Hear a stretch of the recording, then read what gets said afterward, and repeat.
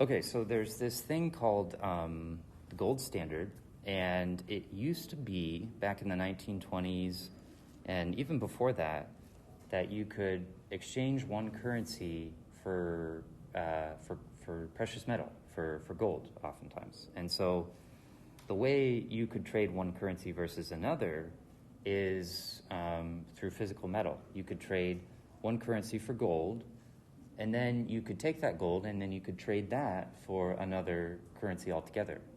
And the ratio with which you could trade one currency for gold and then gold for that other currency, that ratio tells you about the exchange rate between the two currencies themselves.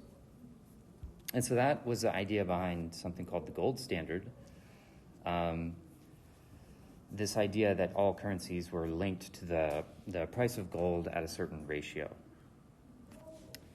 Okay, so the question is, can you use these two if you know the ratio of, say, the US dollar per 1 ounce of gold, and you know the ratio of 1 French franc per 1 ounce of gold? Can you use these two to figure out the ratio of the French franc to the USD? Can you figure out the exchange rate? And the answer to that is to take that 413 franc per ounce and divide it by the $20.72 per ounce. Since they both have the same denominator, you can do that to get the ratio of the franc per USD. And that gives us 1993 francs per USD. What if we wanted to go the other way? So not the exchange rate between the franc and the US dollar, but the exchange rate between the dollar and the franc.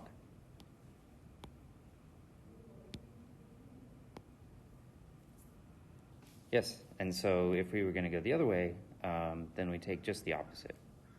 We take the 20.72 and divide it by 413. And so that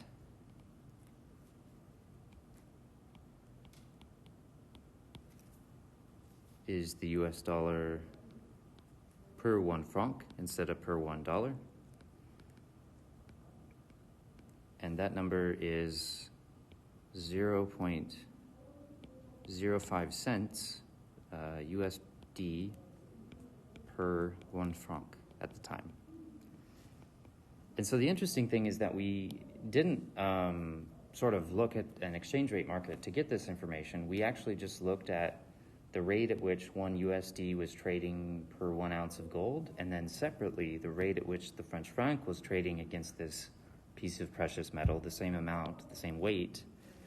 And then we use the ratio of those to get an exchange rate, a sort of implied exchange rate between the two. So that's one way to kind of go from. One last thing to note is that we could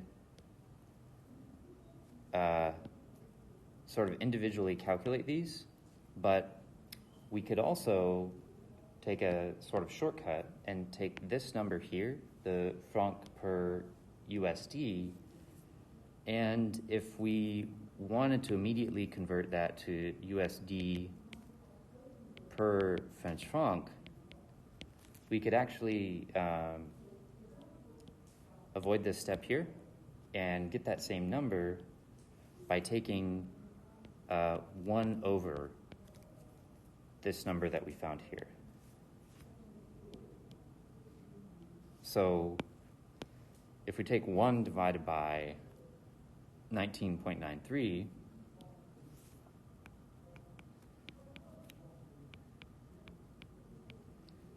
that gives us 0.05, and that is the same thing that you see down over here, this USD per